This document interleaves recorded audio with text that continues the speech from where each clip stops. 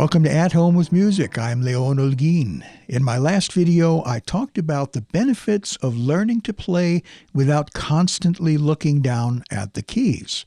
So if you haven't had a chance to look at that video, I would encourage you to go back and take a look at that. It gives you the introduction to this concept, and I also demonstrated the very first exercise that we can use to help you learn how to play by feel, to play without constantly looking down at the keys.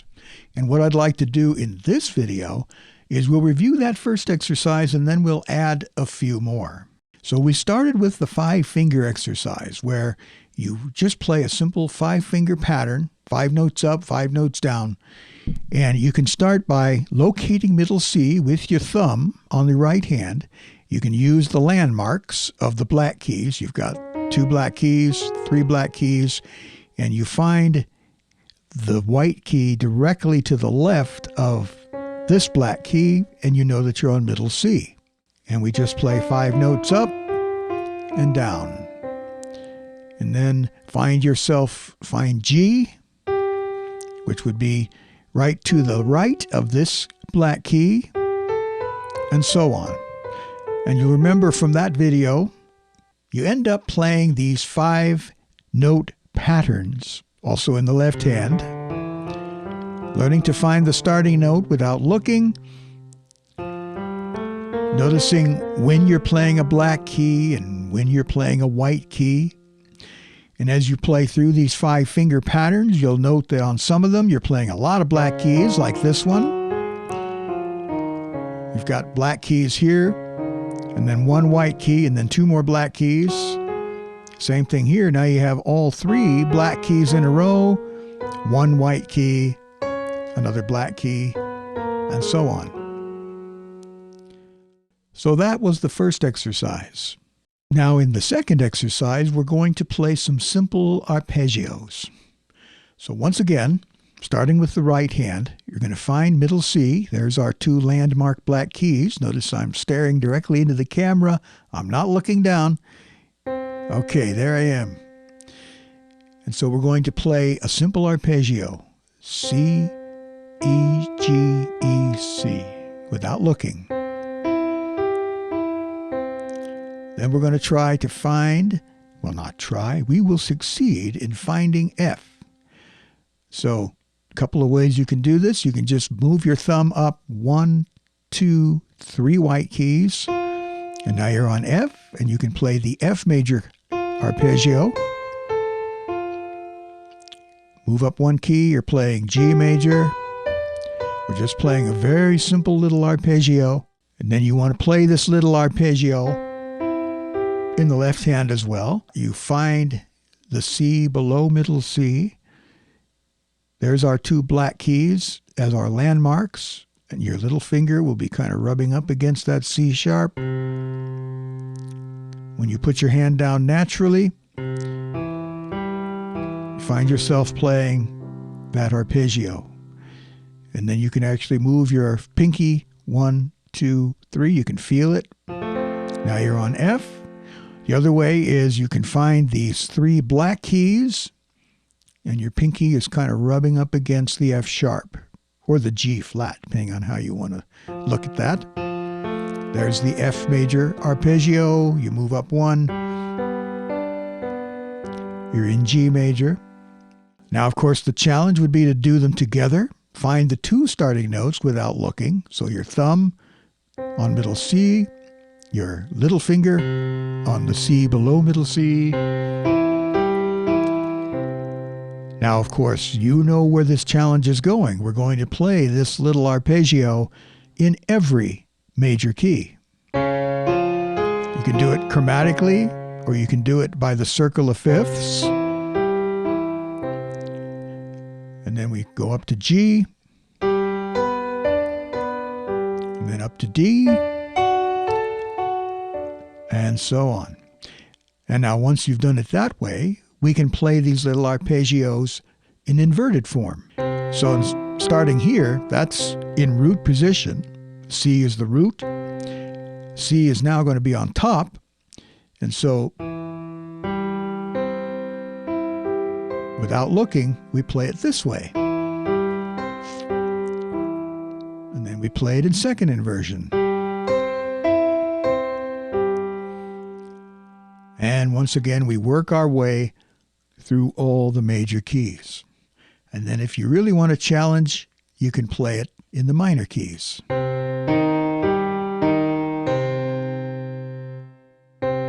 There, got the right fingers now.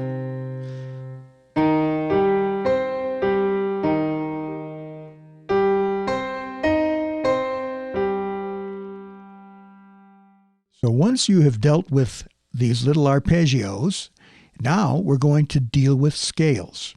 Once again, going back to C major, find that middle C without looking. There it is. Remember, you look for those two black keys. And now we've got C major, or we've got the middle C, and now we play the scale.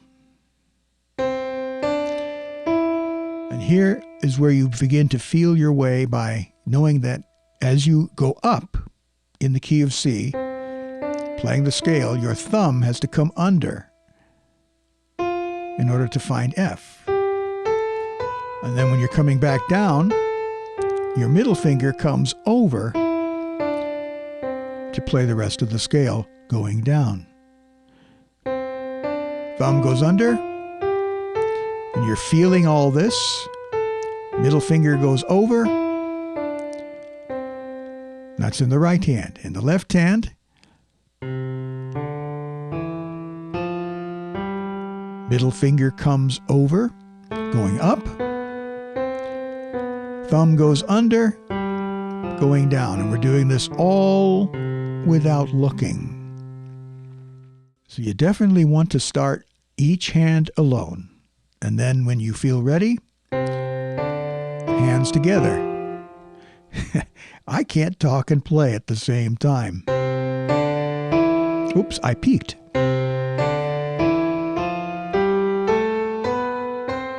This is going to require a bit of thought.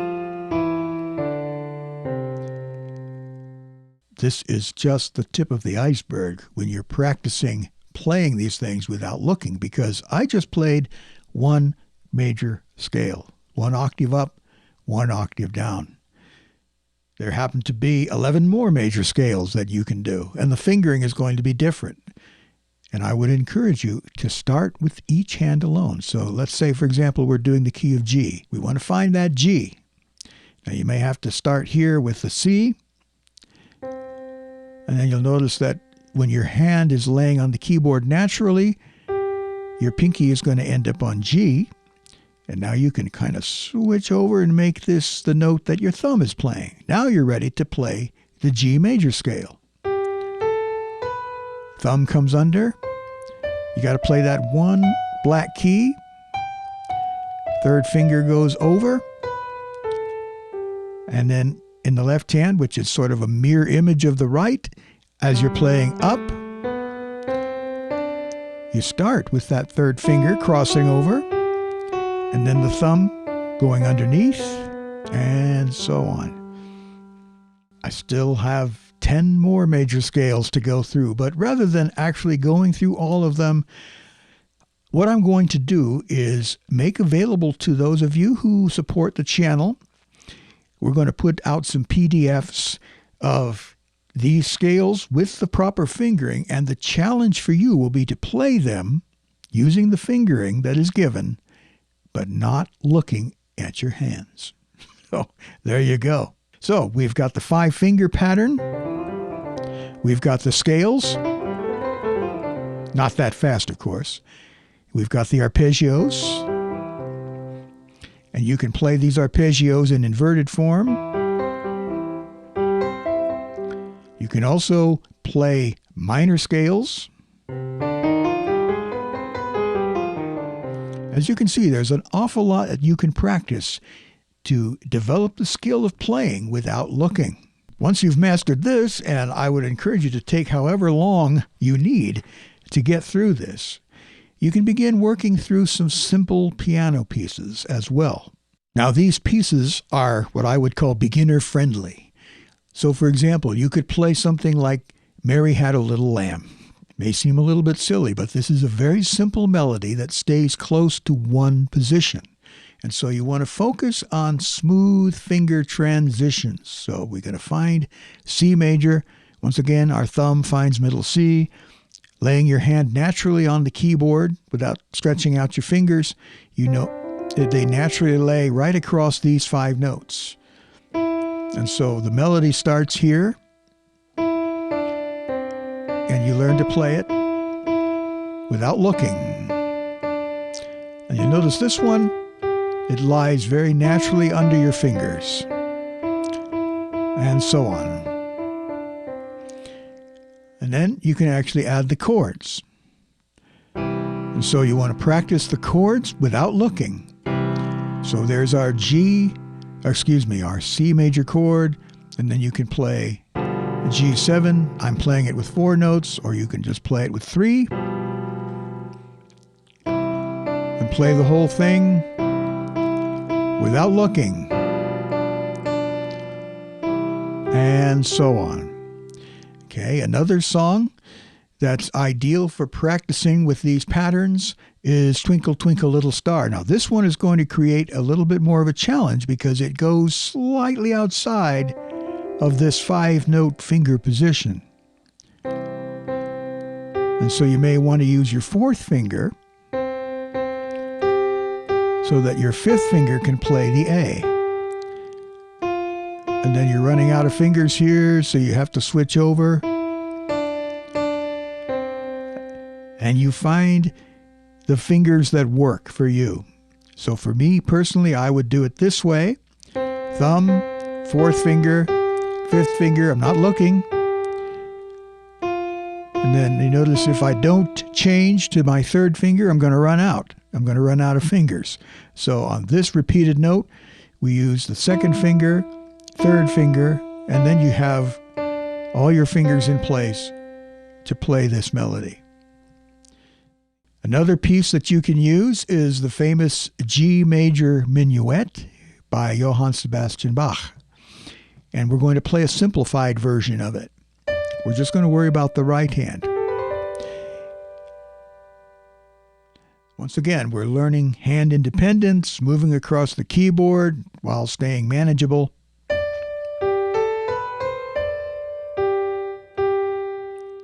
You can use simple chords in the left hand.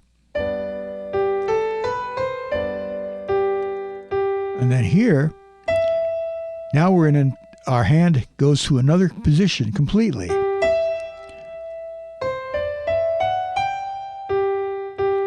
We're actually playing an octave there.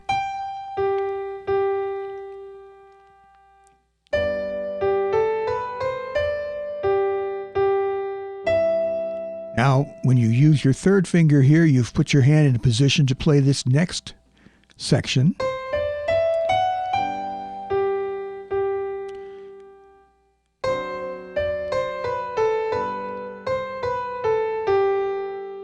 Here,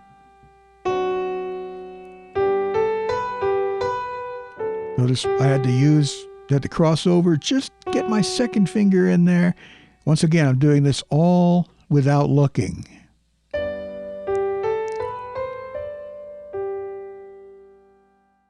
Another thing you can use are the etudes by Czerny, Carl Czerny's studies. These are excellent for practicing accuracy and hand movement, but we're only going to look at the simpler ones, like exercise 1 or exercise 2.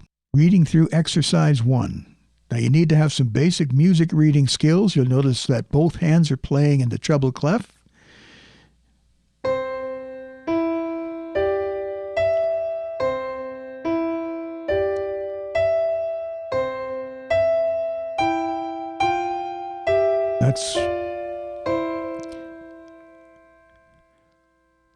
So you can see that these are not terribly difficult, but what we're doing is wanting to play these without looking at the music.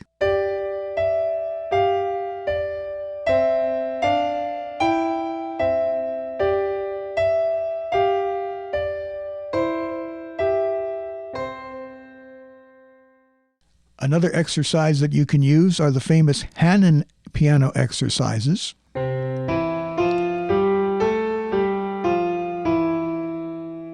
And then it repeats one key higher.